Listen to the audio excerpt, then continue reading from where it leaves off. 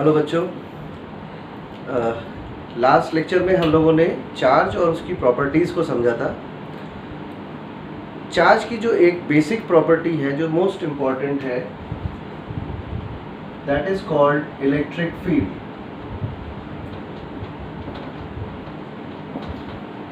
तो electric field से हम लोग क्या समझते हैं? मान लीजिए एक चार्ज मैंने यहाँ पे स्पेस में एक प्लस क्यू चार्ज प्लेस कर दिया। अब इस चार्ज के चारों तरफ एक इसका एरिया है, जहाँ पे अगर कोई और दूसरा चार्ज आता है तो वो कुछ फोर्स एक्सपीरियंस करेगा। यानी इसका एक दायरा है, एक एरिया है जिसके अंदर इस चार्ज का इन्फ्लुएंस रहता है। यानी कोई भी चार्ज अगर यहाँ पे आएगा तो वो इस इन्फ्लुएंस को फील करेगा। अब ये इन्फ्लुएंस किस टाइप का होगा? ये एक फोर्स के फॉर्म में होगा। तो अगर मैं एक चार्ज, यहाँ पे दूसरा चार्ज है, सपोज ये प्लस पॉजिटिव चार्ज है, इस पॉजिटिव चार्ज को अगर मैं इस एरिया में लेकर के आने की कोशिश करूँगा तो इस चार्ज का अपना एक स्पेस है जिसके अंदर इसकी इन्फ्लुएंस है। तो इस चार्ज के ऊपर इसकी इन्फ्लुएंस काम करेगी यहाँ पे। अब ये इन्फ्लुएंस किस टाइप की होगी? ये इन्फ्लुएंस एक फोर्स होगी। कैसी फोर्स? क्योंकि ये दोनों पॉजिटिव चार्ज हैं तो दोनों के बीच आपस में एक रिपल्सिव फोर्स होगी। यानी ये चार्ज इस चार्ज को अपने स्पेस से दूर करना चाहेगा। ठीक है। इसकी जगह अगर मैं एक नेगेटिव चार्ज लेकर के आऊं तो नेगेटिव चार्ज के साथ क्या होगा? ये पॉजिटिव चार्ज इस नेगेटिव चार्ज को अट्रैक्ट करने की कोशिश करेगा। यानी यहाँ पर जो फोर्स एक्सपीरियंस होगी वो कैसी होगी? Attractive force. ठीक है।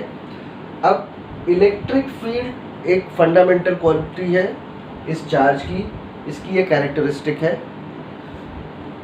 इसी इलेक्ट्रिक फील्ड को हम डिफाइन करते हैं एक अलग टर्म के माध्यम से, जिसे हम कहते हैं पोटेंशियल।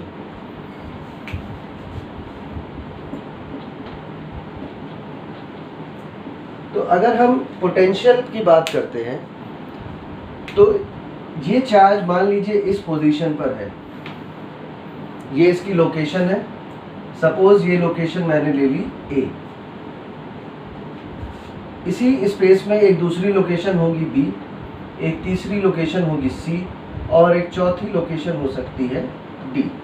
ठीक है। ये जस्ट फॉर एग्जांपल अलग लोकेशंस हो सकती हैं। ये पूरा स्पेस कहाँ पे है?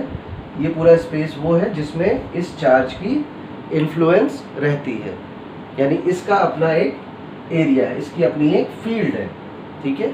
अब क्योंकि ये चार्ज है, इलेक्ट्रिकल क्वांटिटी है, तो जो ये फील्ड इसके आसपास है, यानी जो इसका एक स्पेस है जिसमें इसकी इन्फ्लुएंस रहती है, उस इन्फ्लुएंस वाले फील्ड को, उस एरिया को हम कहते हैं इलेक्ट्रिक फील्ड। अच्छा, अब हम बात कर रहे थे कि अगर इस इलेक्ट्रिक फील्ड में हमने अलग अलग कुछ पॉइंट्स, कुछ लोकेशंस डिसाइड किए और हमने कहा कि अगर एक चार्ज, सपोज यही चार्ज यहाँ पर है,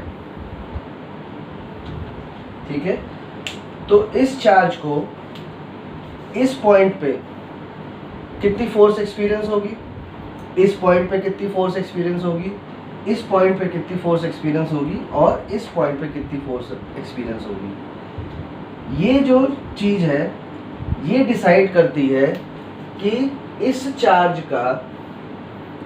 चार्ज के कारण अलग अलग लोकेशन पे ये दूसरा पॉजिटिव चार्ज कितनी फोर्स ऑफ रिपल्शन एक्सपीरियंस करेगा। तो हम कह सकते हैं कि जो ए पॉइंट है, ए पॉइंट के पास अगर चार्ज जाएगा तो सबसे ज़्यादा फोर्स एक्सपीरियंस करेगा रिपल्शन की। थोड़ा दूर आएगा तो थोड़ी कम एक्सपीरियंस करेगा, इससे दूर जाएगा थोड़ा और कम करेगा और डी पॉइंट पे सबसे कम एक्सपीरियंस करेगा। तो हम इस चीज़ को पोटेंशियल के फॉर्म में अगर डिफाइन करें तो हम कह सकते हैं कि ए का पोटेंशियल सबसे ज़्यादा होगा, B का उससे कम होगा, C का उससे भी कम होगा और D का लोएस्ट होगा। ठीक है, तो ये मैंने आपको एक सिंपल भाषा में समझाने की कोशिश करी कि एक्चुअली पोटेंशियल है क्या। पोटेंशियल को आप साथ सिंपली आप ये समझिए कि it is basically the characteristic of a location within the electric field of a charge. अगर इस चार्ज के आसपास कोई भी दूसरा चार्ज आता है तो वो अलग अलग पॉइंट पे अलग अलग अमाउंट ऑफ फोर्स एक्सपीरियंस करेगा। कूलम्ब्स लॉ आपको याद होगा that force between two charges is k times q1 q2 upon r square. r क्या है? Distance between the two charges. तो जैसे जैसे डिस्टेंस कम होती जाएगी, डिस्टेंस बढ़ती जाएगी, वैसे वैसे इसकी फोर्स कम होती जाएगी। Force is inversely proportional to r square. Force ज़्यादा, डिस्टेंस कम, डिस्टेंस ज़्यादा, फोर्स कम। ठीक है, तो इसी चीज़ को मैंने यहाँ पे आपको रिलेट करके बताया। इसको हम एक और एग्जाम्पल से समझ सकते हैं।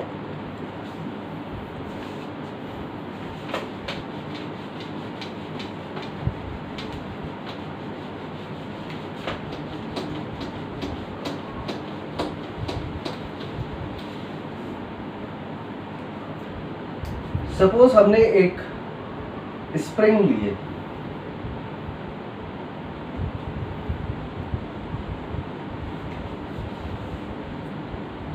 एक स्प्रिंग ली और यहाँ पर हमने एक हैंडल है जिससे हम इसको प्रेस कर सकते हैं, और यहाँ पर मैं एक स्केल बना लेता हूँ। ठीक है, अब आप इसको अगर यहाँ से यहाँ तक प्रेस करते हैं, एक फोर्स अप्लाई करते हैं, इसको अगर आप यहाँ से यहाँ तक प्रेस करेंगे तो आप कुछ डिस्प्लेसमेंट करेंगे, there will be some displacement. तो force and displacement, that means आप यहाँ पे अगर इसको इस पोजीशन पर लेके आ रहे हैं, सपोज मैंने मार्क कर दिया ये पोजीशन, तो यहाँ तक लाने में कुछ वर्क डन करना पड़ा आपको। ये वर्क डन कहाँ गया? ये वर्क डन इस स्प्रिंग में स्टोर हो गया in the form of potential energy. तो मैं कह सकता हूँ कि इस लोकेशन पे आने पर जितना वर्क डन किया, मैं बोल दूँ कि ये 10 जूल है। फर्दर और आपने इसको पीछे दबाया तो सपोज ये 20 जूल है। थोड़ा आपने और दबाया इसको, मे बी यहाँ पे आके 30 जूल हो गए। तो जैसे जैसे आप इसको फोर्स अप्लाई करके कंप्रेस कर रहे हैं, इसका डिस्प्लेसमेंट बढ़ता जा रहा है और अमाउंट ऑफ वर्क डन बढ़ रहा है। वो वर्क डन कहाँ स्टोर हो रहा है? In the form of potential energy. तो क्या हम ये भी तो डिफाइन कर सकते हैं इसको इस तरीके से कि इस लोकेशन की पोटेंशियल एनर्जी 10 जूल है, इस लोकेशन की पोटेंशियल एनर्जी 20 जूल है और इस लोकेशन की पोटेंशियल एनर्जी 30 जूल है। अब हम अगर स्प्रिंग कोई भी हो, स्प्रिंग अभी हमने कंप्रेस ना भी की हो, तो भी हम किसी को भी ये समझा सकते हैं कि इस लोकेशन की एनर्जी क्या है, इस लोकेशन की एनर्जी क्या है और इस लोकेशन की एनर्जी क्या है। यानी यहाँ पर कितना पोटेंशियल है, यहाँ पर कितना पोटेंशियल है और यहाँ पर कितना पोटेंशियल है। ठीक है, सिमिलरली अगर मैं एक चार्ज रख दूँ, एक बॉक्स में मैंने एक चार्ज रखा +Q, और इसी तरीके से मैंने इसके इलेक्ट्रिक फील्ड में एक डायमेंशन बना लिया, इसकी एक स्केल बना ली इसके इलेक्ट्रिक फील्ड में, और ये इलेक्ट्रिक फील्ड के पास अगर मैं एक चार्ज दूसरा लेकर के आऊँ, सपोज q ले लेते हैं, तो जैसे जैसे मैं इसके पास आऊँगा, इलेक्ट्रिक फील्ड में जैसे ही मैं एंटर करूँगा, तो मुझे इस पॉजिटिव चार्ज के कारण इस पॉजिटिव चार्ज पर एक रिपल्सिव फोर्स एक्सपीरियंस होगी। अब मुझे कुछ वर्क करना पड़ेगा इस चार्ज के रिपल्सिव फोर्स के अगेंस्ट में यहाँ तक आने में, ठीक है। तो यहाँ तक आने में सिमिलरली जैसे यहाँ स्केल बनाई थी, तो मैं कह दूँ कि मैंने 10 जूल वर्क किया। और थोड़ा करीब लेके आए, देखो यहाँ पे मैं एक ऐसे स्केल बना देता हूँ, और पास में लेके आए तो 20 जूल वर्क किया, थोड़ा और पास में लाए तो 30 जूल किया। तो अब अगर आपके पास इस स्पेस में चार्ज नहीं है, ठीक है, अभी मैंने चार्ज हटा दिया यहाँ से, तो हम किसी भी इंसान को हम ये बता सकते हैं कि यहाँ पर इस चार्ज के अराउंड जो इसकी इलेक्ट्रिक फील्ड है, उसमें इस लोकेशन पे अगर कोई चार्ज आएगा तो उस पर कितना वर्क करना पड़ेगा, इतना। यहाँ पे आएगा तो कितना वर्क करना पड़ेगा, इतना। यहाँ पे आएगा तो कितना वर्क करना पड़ेगा, 30 जूल। जो भी हम वर्क डन करते हैं वो कहाँ जाता है, वो स्टोर हो जाता है उस ऑब्जेक्ट में in the form of potential energy. तो इस चार्ज को अगर मैं यहाँ ला रहा हूँ तो ये 10 जूल कहाँ गया, इसकी पोटेंशियल एनर्जी में आ गया। ये 20 जूल, इसकी पोटेंशियल एनर्जी इंक्रीज हो गई। ये इसकी पोटेंशियल एनर्जी इंक्रीज हो गई 30 जूल। तो कहने की बात ये है कि जो पोटेंशियल वर्ड है, ये पोटेंशियल वर्ड एक्चुअली लोकेशन से कनेक्टेड है। हर एक लोकेशन का अपना एक इम्पोर्टेंस है। वो इम्पोर्टेंस हम किस फॉर्म में बताते हैं कि वहाँ पे कितना वर्क डन करना पड़ेगा या वहाँ पे कितनी एनर्जी मिल सकती है। अगर कोई चार्ज यहाँ से सी पोजीशन तक हम लाएंगे तो उसको 30 जूल एनर्जी मिल जाएगी, ठीक है। तो इस तरीके से हम पोटेंशियल को डिफाइन करते हैं। एक और एग्जांपल हम आपको बता सकते हैं। सपोज हम कोई शॉप खोलते हैं। अगर हम कहीं शॉप खोलने जा रहे हैं तो हम पूरे मार्केट का सर्वे करेंगे और वहाँ पर देखेंगे कि किस जगह पे हमारी शॉप चल सकती है। तो हम बेसिकली क्या देख रहे हैं, हम उस लोकेशन के बारे में देख रहे हैं, और जहाँ पे दुकान अच्छी चल सकती है, जैसे कोई आप रेस्टोरेंट खोल रहे हैं या कोई आप कैफ़े खोल रहे हैं, तो अगर वो कॉलेज एरिया के पास में है या अगर वो किसी यूनिवर्सिटी के पास में है, तो हम क्या कहते हैं, उस जगह का या उस जगह पर बहुत पोटेंशियल है। तो जगह पर पोटेंशियल होता है। पोटेंशियल हमेशा जगह से रिलेटेड होता है, लोकेशन से रिलेटेड होता है, ठीक है। अब ये बात तो हुई एक क्यू चार्ज के लिए। तो क्यू की वैल्यू कुछ भी हो सकती है। अब अगर हम इसको जनरलाइज वे में बताएंगे, एक जनरल डेफिनेशन बताएंगे, तो हमें एक यूनिट क्वांटिटी के फॉर्म में इसको डिफाइन करना पड़ेगा, ठीक है। तो हम कहते हैं कि यहाँ पर क्यू चार्ज लाया तो इतना वर्क डन करना पड़ा। अगर हम 1 यूनिट चार्ज लाते, ठीक है, तो कितना वर्क डन करना पड़ता। तो हमने एक जनरल फॉर्म बनाया, क्या कहा कि potential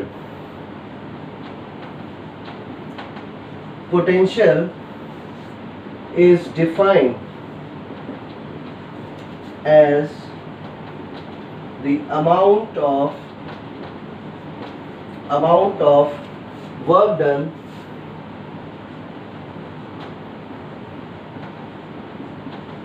per unit charge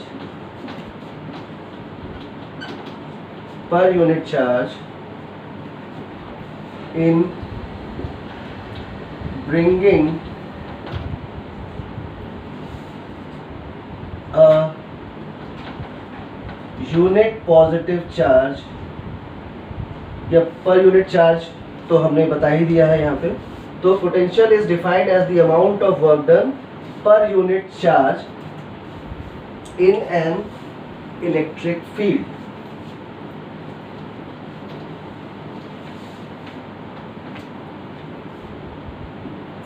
in an electric field, और या ये भी कह सकते हैं in the vicinity of a charge. ठीक है, तो अगर हमें पोटेंशियल डिफाइन करना हो तो पोटेंशियल को हम V से रिप्रेजेंट करते हैं, and V is equals to work done per unit charge. So potential of a point is work done in bringing a unit positive charge at that location। यहाँ पर हम ऐड कर लें एक word, that work done per unit charge at a location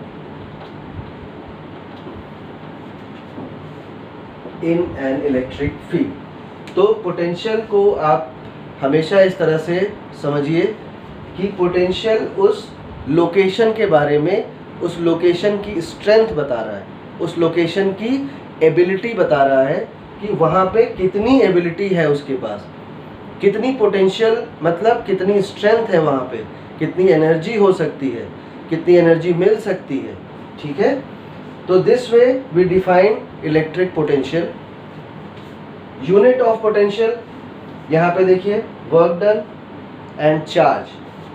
तो work done आप joule में measure करते हैं और चार्ज आप कूलाम में मेजर करते हैं। तो यूनिट क्या बन गई इसकी, जूल पर कूलाम। ठीक है, but in the honour of a great physicist we gave this unit as, or we use the unit in the name of volt। So SI unit is volt। तो I hope आपको potential का concept अच्छे से clear हुआ होगा। बहुत simple तरीके से आप इसको समझ सकते हैं। नेक्स्ट लेक्चर में हम इलेक्ट्रिक करंट की बात करेंगे। Till then, thank you so much. Stay happy, stay healthy. Thank you.